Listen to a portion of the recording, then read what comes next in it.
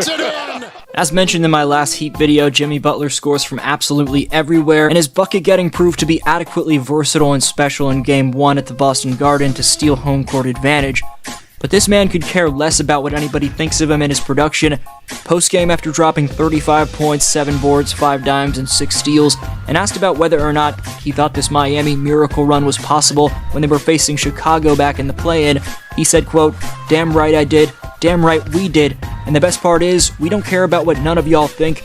We don't care if you pick us to win." End quote. Butler's "I'm him" mentality is precisely the mindset it takes from a player to have success on the biggest basketball stage there is in the association, making his mastery between the 4 lines that much more dangerous for the Celtics. Only controlled by his own narrative, Butler's not going to let anyone other than himself determine he and the Miami Heat's fate. With just the right blend of ego, flair for the dramatic, and poise, the Butler did it all last night by shocking the world, leaving a dagger in the hearts of Jason Tatum and the Celtics' hopeful crowd with unfinished business, proving that he himself has work to complete in the form of capturing an eluding championship ring that he still never won in what's been an illustrious career. Make sure you stay tuned to see a breakdown of his Game 1 masterclass and every reason for why Himmy's one-of-a-kind wizardry is special. Just 13% of you watching, though, are subscribed, so help your boy D-Flow reach 100k by splashing the sub box and leaving a thumbs up. Make sure to share this channel with a friend, and follow at D-Flow Hoops on Instagram and Twitter to stay even more updated on every video. Any bit of support is greatly appreciated. Back to the content. It's fun. Who's that? Oh, it's fun. Bam said it's amazing. I think it's just great to be a part of this this run he's been on since, I don't know how long it's been now. It's been, but that's what he does. He's one of the best players in the world for a reason, and it's just a joy to watch it. And for a guy, he wants it so bad, and he works so hard at his craft. It's important to enjoy his success, and he gives us all the confidence to be successful and be aggressive and assertive, and that's what makes him special. And that he's not all about him. It's about our group and our team and everyone else. When you have teammates like Toronto Raptor legend Kyle Lowry speaking so highly about the unselfishness of Jimmy like you just heard, you just know that Butler has the entire ear of this Heat locker room and coaching staff. He's evidently the guy that 1 through 15 everyone turns to, and that's exactly what a number 1 option in the association is required to be. Because if your go-to guy isn't also an unselfish leader that everyone in the locker room admires, your team is only going to reach a certain level, and Butler more than lives up to fulfilling that pairing of being both Dade County's top leader and first option. The reason I left that interview up from Lowry is because that's a guy in North Philly's finest who's been a champion, a 6-time All-Star, and an All-NBA player throughout his career. Kyle knows what it takes to win, and that statement displayed that he knows this Heat team is capable of achieving the ultimate glory in 2023 based off the fact that they have such an admirably humble yet sharply focused killer between the lines who's ready to lead them to the promised land. Speaking of Lowry and the rest of this locked-in Eric Spoelstra coached ball club, and whether it was Kyle, Bam, Strus, K-Love, Vincent, or Caleb Martin, everyone chipped into this well-game-planned for W in the opening game of this Eastern Conference Finals showdown, something fans in South Beach have become accustomed to, because fueling said fans in Miami to what they're currently witnessing and getting to look forward to day in, day out, the Heat were heavily counted out as underdogs, obviously without home court advantage in all 3 of the playoff series they've competed in. They would punctually capture home court advantage by winning all 3 Game 1s on the road in convincing fashion, winning their 3 series openers against Milwaukee, New York, and Boston by a combined 27 points to prove to not just their own supporters but the entire basketball universe that they had a bone to pick in terms of completing what they had merely come inches from achieving 1 year ago at this time. And based off this video from the Heat's locker room after making yet another increasingly typical Game 1 masterpiece, complacency, at least on the surface, doesn't seem like it'll factor in throughout the upcoming games of this series against Jason Tatum and the Boston Celtics. Do what we're supposed to do. Took care of business. Yeah, I'll say this too, man. That was a hell of a way to respond coming out of the half.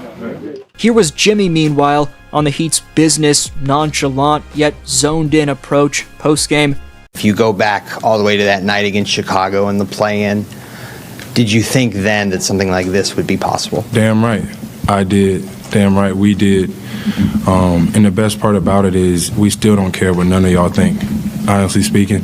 We don't care if you pick us to win. We never have. We never will. We know the group of guys we have in this locker room. We know that Coach Spo puts so much confidence and belief in each and every one of us. Coach Pat as well. And so our circle's small, but this circle got so much love for one another. We pump constant confidence into everybody. And we go out there and we hoop. We play basketball the right way, knowing that we always got a chance. Butler also displayed a clear lack of complacency, comfortability, satisfaction, whatever you want to call it. More than anything, we're staying together through the good and through the bad. It is a game of runs, and we can talk to one another. I think that's what, ultimately makes me smile, is the fact that when things aren't going our ways, we can look at each other eye to eye and know when somebody's messing around, and we can fix it.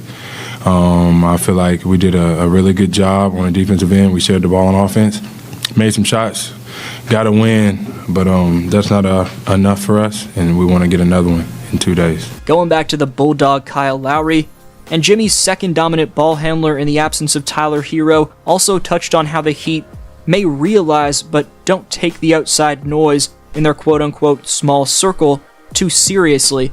Here was Kyle with the TNT crew on the outside noise surrounding this Heat group regarding the fact that almost, if not everyone, was counting them out. I think we're aware of it, but we don't care. And that's just how we've been operating, this whole playoff run. I know we're an eighth seed, but we're not the typical 8th seed. We really don't care. We go out here and we do our jobs and we're prepared. Coach prepares us, the players prepare ourselves, and we get shots up and we just work. That's the one thing about our culture, is we just work no matter what. In terms of how this one played out, Coach Mazzulla opted to switch everything in the pick and roll to start this game, and Butler just attacked downhill time after the next, getting either Rob Williams onto him in the opening half or smaller guards like Derek White onto him as the game progressed.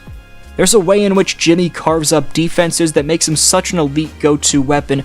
He can dice up anyone put in front of him with pristine footwork, nasty stop-and-go turnarounds, elusive stop-on-a-dime runners. Whether it was his own scoring repertoire, kicking it out to open marksmen on the perimeter, or dropping it off to Bam on the inside, the Celtics just had no answer. He was mixing up his bag perfectly. What you love about Jimmy is that, unlike so many shot creators you'll see, he doesn't stop the ball. He never stops moving after he passes, first of all. But he doesn't over-dribble. He's always decisive. He's never second-guessing his decisions. And almost like a guy like Jokic, Jimmy's decisiveness keeps his teammates comfortable and confident. Down the stretch, Mazzulla would go to drop coverage on a few possessions, with his bigs playing high up in that drop, but Spoelstra would respond to that by getting Jimmy clean looks in the post, and Jimmy would respond to that drop coverage by drawing multiple Celtic bodies with his gravity and finding open teammates like Adebayo, who was lurking wide open in the paint after Jimmy had drawn all that attention.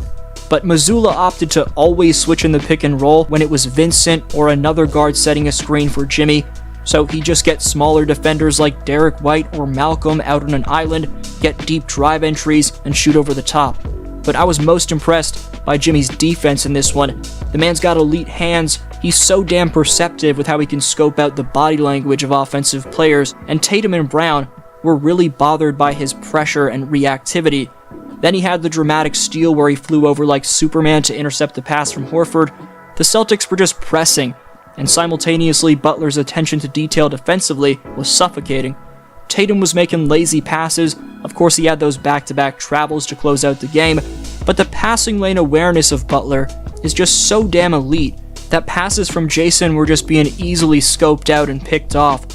Rough moment one after the next in the clutch from Boston, with not much offense being run and poor defensive game planning from Boston as well, saw Mazzulla get outcoached by Spoelstra and Tatum get outled by Jimmy.